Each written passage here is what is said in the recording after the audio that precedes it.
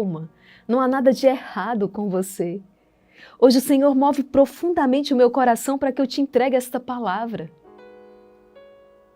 Nós encontramos na liturgia, na primeira leitura, São João dizendo: filhinhos, pais, jovens, rompam com as máximas deste mundo. Hoje, né, existe uma certa ditadura. Nós somos guiados por esses chavões, por essa estrutura que diz: você só será feliz se você tiver o seu espaço na internet, se você tiver muitos seguidores, se você tiver muitas curtidas, muitos comentários. Nossa, aquela pessoa é feliz, aquela pessoa que tem milhões de seguidores, nossa, é o grande modelo. Ela é feliz. Você só será feliz se você tiver um curso superior, né? Especialização, vários títulos. Se você dominar vários idiomas, nossa, aquela pessoa é feliz. Você só será feliz se você casar, se você tiver alguém. Se você é sozinho, sozinha, nossa, que dó, coitado de você, que pessoa infeliz. Não é assim?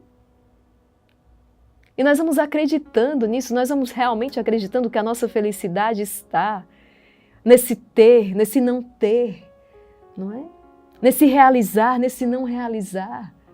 E hoje São João vem nos responder e dizer: calma, porque todos esses bens, eles caducam. Tudo isso está fadado a passar, tudo isso é efêmero, tudo isso é transitório. Mas existe algo que não passa. Aquele que faz a vontade de Deus, ele permanece para sempre. Você conhece alguém que é casado e é feliz? Eu conheço muitas pessoas casadas que são muito felizes. Você conhece alguém casado que é infeliz? Eu conheço pessoas casadas e que são extremamente infelizes. Agora vamos lá, conhece alguém solteiro que é feliz? Conheço muitos que são realizados, vivendo a sua vocação, vivendo o seu estado de vida, vivendo um tempo de espera.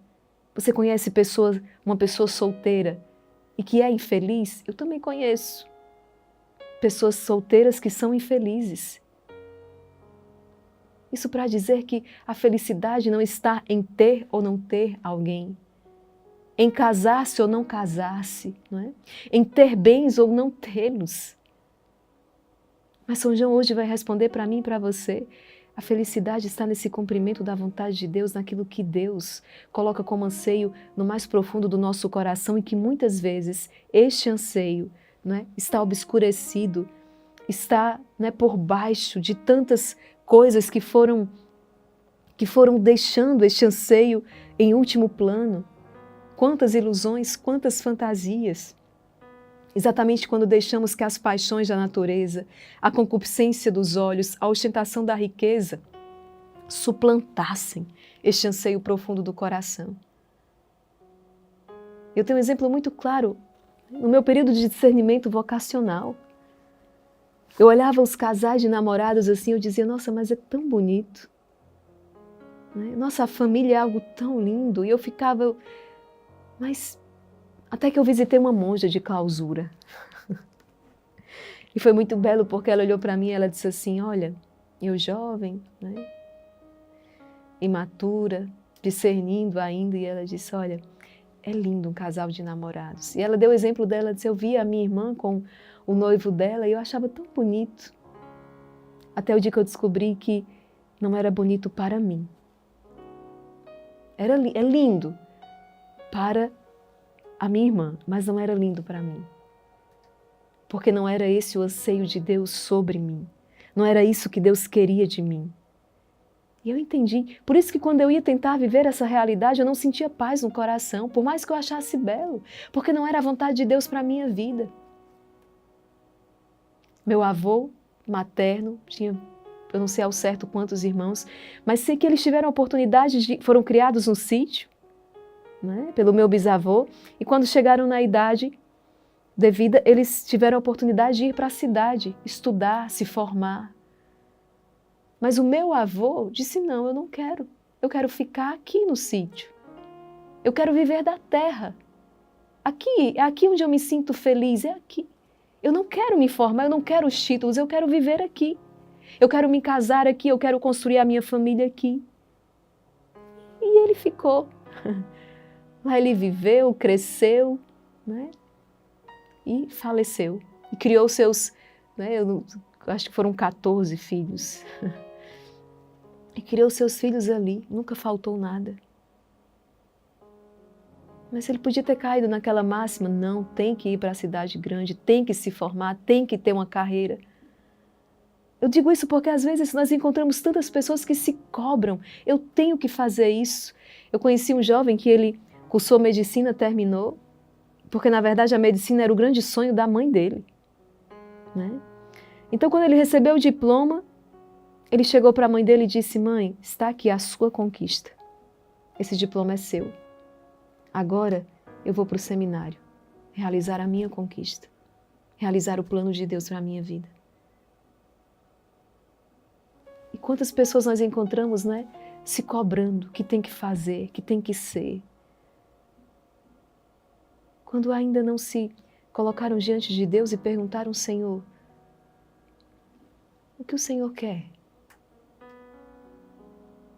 E ter a coragem de dizer: não, eu vou seguir este caminho porque essa é a vontade de Deus para mim. Quando eu deixei tudo, né? O plano de uma carreira estável, né? De um casamento, filhos, quando eu deixei tudo e vim para a vida consagrada, eu fui considerada a pessoa mais louca, né? O mundo me considerou uma pessoa extremamente louca, irresponsável. Mas eu estaria sendo louca e irresponsável se eu não estivesse seguindo aquilo que era anseio de Deus no meu coração. E hoje eu sinto uma plena realização sendo pobre, sendo casta, sendo obediente, vivendo os meus votos, porque esse é o plano de Deus na minha vida, é a vontade de Deus para mim. E eu estou insistindo nisso porque o mundo tem as suas formas, né? E parece que a gente tem que se enquadrar naquele padrão. Se eu não sou popular, se eu não tenho as curtidas, se eu não estou... O adolescente começa a ficar cabisbaixo. O jovem começa a se entristecer. E a felicidade não está aí. A felicidade não mora aí. Mas a felicidade está exatamente em fazer a vontade de Deus. Existe uma vontade de Deus que que coincide, que é a mesma para todos nós. Aquilo que diz respeito à vivência da palavra, à vivência dos mandamentos. Mas existe uma vontade de Deus que é pessoal, é específica. Existe um plano de Deus que é único, aquele que é para a minha vida, é aquele que é para a sua vida. E esse é um grande mistério que eu não posso tocar na sua vida. Você não pode tocar no que diz respeito à minha vida, mas Deus nos comunica e Deus sinaliza isso para a gente. Vamos rezar, porque hoje nós temos um exemplo muito claro disso, na figura da profetisa Ana. Essa mulher casada que ficou viúva muito rapidamente, né? E decidiu entrar para o serviço do Senhor e vivia no templo, louvando o Senhor dia e noite. Certamente muitos criticaram Ana por causa da sua decisão, mas ela fez aquilo que era anseio do coração de Deus na sua vida. E por isso nós encontramos aqui Ana já idosa, louvando, feliz. Porque é isso que acontece quando nós perseguimos aquilo que é plano de Deus para a nossa vida.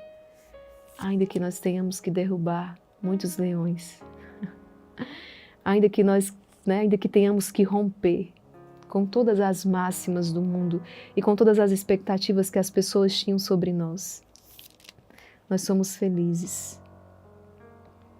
Vamos rezar então, vamos pedir o Espírito Santo, para que hoje esse Espírito Santo possa mover o meu e o seu coração, que tenhamos coragem de, rompendo com as máximas deste mundo, nos lançarmos com ousadia, com confiança, naquilo que é um plano de Deus, naquilo que é a vontade de Deus. Há um sucesso que eu persigo. Que sucesso é esse? Esse sucesso em Deus, esse fazer a vontade de Deus, agradar o coração de Deus. É esse o que vale a pena, é esse o que permanece, não há outro. Né? Tudo aquilo que nós buscamos com a nossa vida, né? E que não reverte para a glória de Deus é vão, não tem sentido. né? O que é a glória humana? É glória vã. Não foi assim quando Jesus entrou em Jerusalém, foi aclamado, né? Hosana ao filho de Davi. E quando poucos dias depois, aquela mesma multidão está dizendo: crucifica-o, crucifica-o. Essa é a glória do mundo, né? Essa é a glória do mundo, falsa, ilusória, que pode até apalpar as nossas carências, não é? Mas são incapazes de preencher o nosso coração. O mesmo nós podemos dizer quanto às riquezas deste mundo, os bens que perecem. O prazer, né? Buscado como uma finalidade que faz com que a felicidade escape das nossas mãos. Vamos rezar, pedindo que esta palavra hoje, que visita o meu e o seu coração, possa trazer uma luz, possa trazer libertação, de modo que, cumprindo a vontade de Deus, nós toquemos essa felicidade que dura para sempre. Pelo sinal da Santa Cruz, livrai-nos Deus, nosso Senhor, dos nossos inimigos. Em nome do Pai, do Filho e do Espírito Santo. Amém. Vinde, Espírito Santo, vinde por meio da poderosa intercessão do Imaculado Coração de Maria, vossa amadíssima esposa. Evangelho segundo São Lucas, capítulo 2, versículos do 36 ao 40. Naquele tempo, havia também uma profetisa chamada Ana, filha de Fanuel, da tribo de Assé. Era de idade muito avançada, quando jovem, tinha sido casada e vivera 7 anos com o marido. Depois ficara viúva e agora já estava com 84 anos. Não saía do templo, dia e noite, servindo a Deus com jejuns e orações. Ana chegou nesse momento e pôs-se a louvar a Deus e a falar do menino a todos os que esperavam a libertação de Jerusalém. Depois de cumprirem tudo conforme a lei do Senhor, voltaram a Galiléia para Nazaré, sua cidade. O menino crescia e tornava-se forte, cheio de sabedoria, e a graça de Deus estava com ele. Palavra da salvação, glória a vós, Senhor. Interessante, né? Porque os próprios judeus, eles pintaram um quadro acerca do Messias e por isso se sentiram tão frustrados, né? O Messias viria, né? Como que num tanque de guerra, né? Ostentando um poder até mesmo bélico, militar, para poder destronar as nações inimigas, os povos inimigos.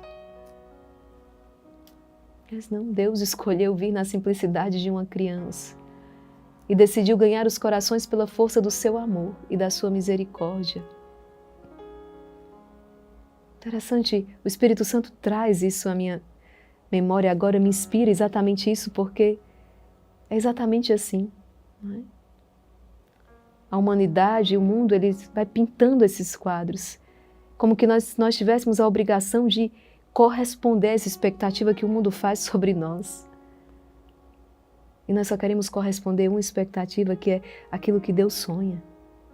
Nós encontramos hoje a profetisa Ana, essa mulher com 84 anos. E nós podemos dizer dessa mulher feliz, a palavra diz, ela louvava a Deus. Ana escolheu estar no templo do Senhor, servindo dia e noite, sem cessar. Ela quis assim gastar a sua vida. Aquele era um anseio, era aquilo que Deus colocou em seu coração. Talvez muitos tenham se aproximado de Ana e contemplado um outro quadro, quando ela ficou viúva. Ana talvez pudesse ter recomeçado a vida dela de outra forma, ainda muito jovem, mas ela disse não. Deus me manda ir para o templo, Deus me chama ao seu serviço. Que hoje você possa fazer este caminho de Ana, como ainda ontem nós meditávamos, adentrar no templo do Senhor. Colocar-se na sua presença e com muita coragem dizer, Senhor, chega. Eu não quero ouvir mais, eu não quero ouvir as máximas do mundo, mas eu quero saber de Ti o que o Senhor deseja de mim. Sabe, como aquele Francisco de Assis? Senhor, o que queres que eu faça? O que queres que eu faça? Vai, Francisco, vai, reconstrói a minha igreja. Uma vida doada. Você na sua realidade, talvez você hoje com a sua família. Uma vida de doação, de entrega aos seus. Você esposo, esposa, né? E de maneira tão heróica também, no sacrifício de cada dia, tem se esforçado para conduzir os seus filhos nos caminhos do Senhor, para se manter ali reto, íntegro, justo, no seu ambiente de trabalho, diante de tantas propostas insidiosas, propostas indecentes, e você tem sido um verdadeiro mártir ali no seu ambiente de trabalho para poder permanecer fiel ao seu Deus. Diante de uma proposta de uma quantia vultuosa, uma quantia, né, que talvez aquela quantia de dinheiro fosse resolver tantos problemas financeiros seus em casa e você dizer não, eu não quero, porque esse dinheiro é injusto, porque esse dinheiro é maldito. Eu prefiro ganhar este pouco com o suor do meu trabalho, porque esse dinheiro é abençoado. É isso, sabe? Porque o mundo certamente diria para você, tolo, né? Larga de ser bobo, aceita esse dinheiro. Se você não aceitar outra pessoa vai aceitar. Você não vai resolver a corrupção deste mundo se negando a aceitar este suborno e você diz não. Né? O problema para resolver a corrupção no mundo começa na minha casa, começa na minha vida. Eu não quero.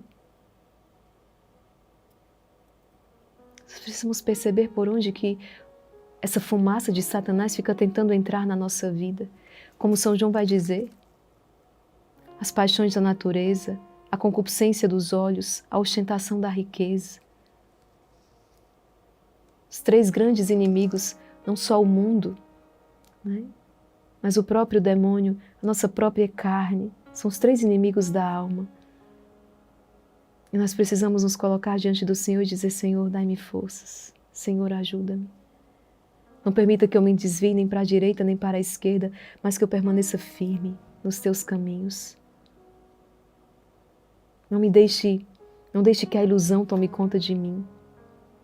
Em que consiste a felicidade, Senhor? Na fidelidade à tua palavra. Em que consiste a felicidade? Em permanecer nos teus caminhos. Tantas vezes no escondimento, ocupando aquele último lugar.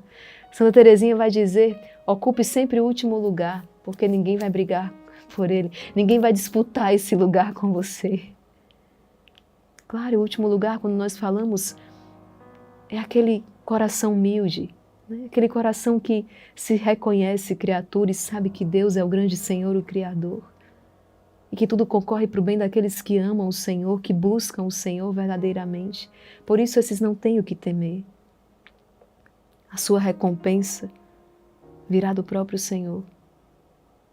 É o próprio Senhor que te recompensará.